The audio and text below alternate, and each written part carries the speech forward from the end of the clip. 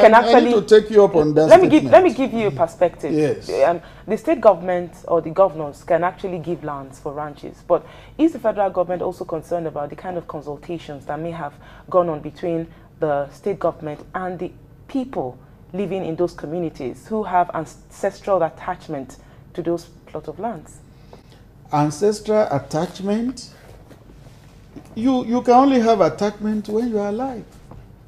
If you are talking of ancestral attachment, if you are dead, what does the attachment matter? What does it matter again? Ancestral attachment, you can only have attachment when you are alive. If you are talking of ancestral attachment, if you are dead, what does the attachment matter? What does it matter again? The National Economic Council that recommended ranching went around those states. It didn't just legislate it, there were consultations. So, if a state does not have land genuinely, it's understood. Not every state will have ranches. You don't have to have ranches in 36 states. So, if there's no land genuinely, fine. But where you have land and you can do something, please do for peace.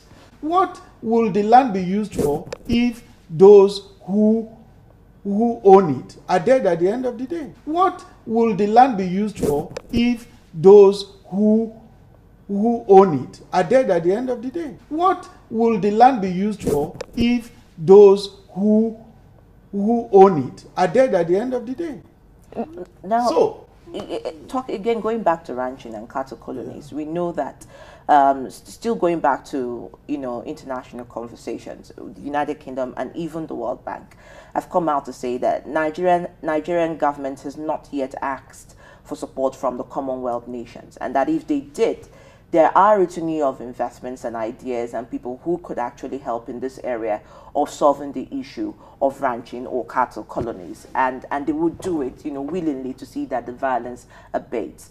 But then how do we bring together the warring factions, whether be it those people who claim they have the land rights and those people who feel that they are marginalized even though they are indigents and have resided there for decades, which is one of the key points Mieti Ayla made here the other day. And the issues of castle rustling as well is part of the issue of the violence. It's not just the killing of the herders, of the farmers. How do communities begin to look at dispensing ethnocentric, sentiments towards the issue of land and border rights, Mr. Femi, especially through the state government?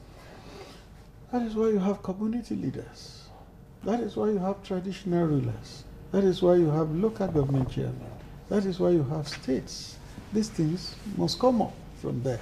But rather what we see is they are saying, federal government, come and do it. Federal government is so far from those places. But is there any interaction between the federal and state government concerning what they are doing to resolve these primary core issues that are causing and stoking this ember of...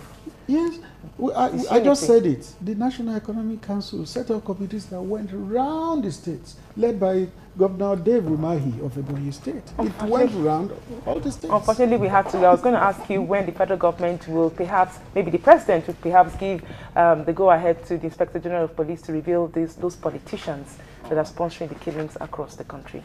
And yes, I think the statement on community dialogue and, of course, the rural elder statesmen should come together to look at issues of land rights, especially as maybe people are also afraid to give over their lands, for cohabitation, and how, overwhelming that could be over the years. Exactly. And the indigenship and citizenship question. Absolutely. As well. It's better, like somebody has said before, it's better to live on the land than to be under the land. Under the land.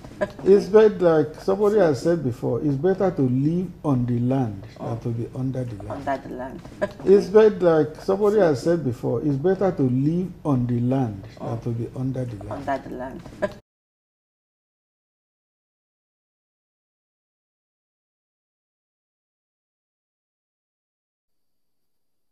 Well, Ibrahim Abdullahi is the National Assistant Secretary of the Mieti Ala Cattle Breeders Association.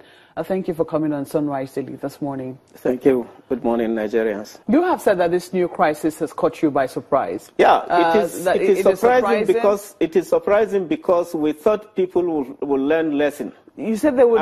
You thought they would learn lessons, and you said that these lessons were rooted in the 2011 crisis. Exactly. You also allege that this, people are coming from the outside. Yeah, and this is why the recent crisis started in a village called Ninte.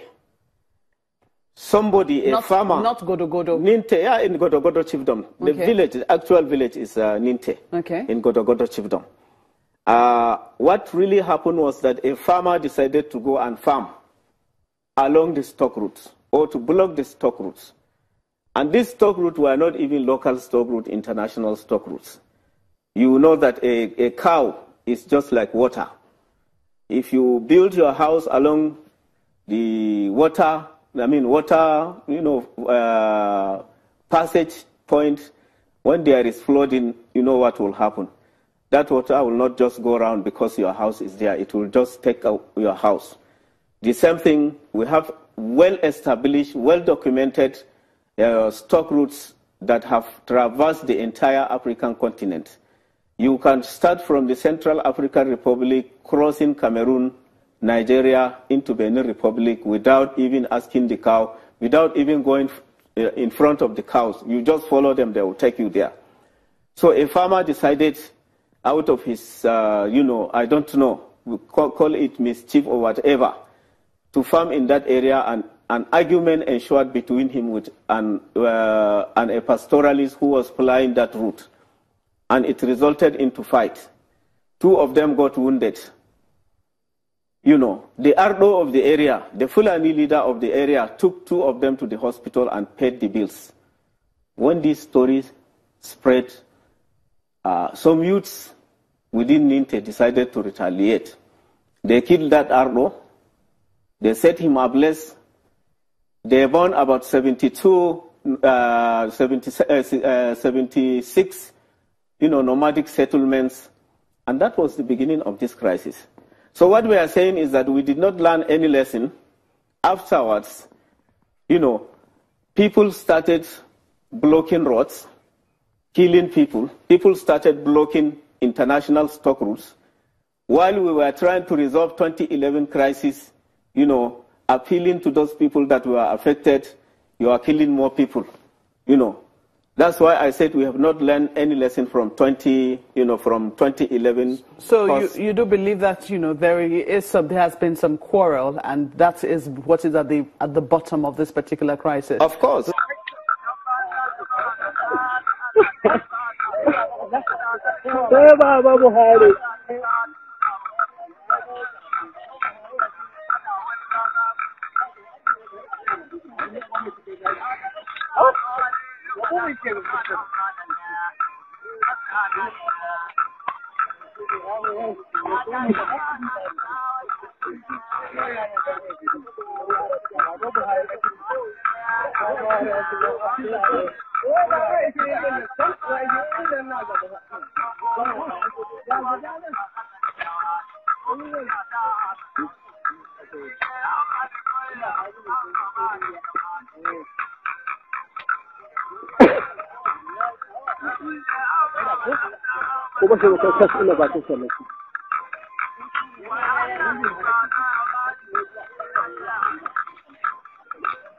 Allah ba da sa'a. Allah ta yayi.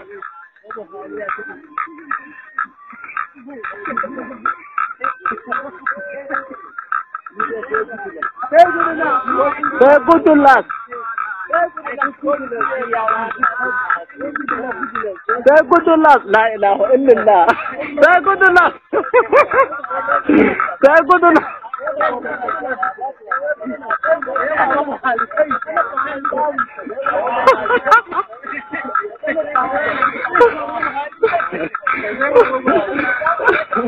Guys, that's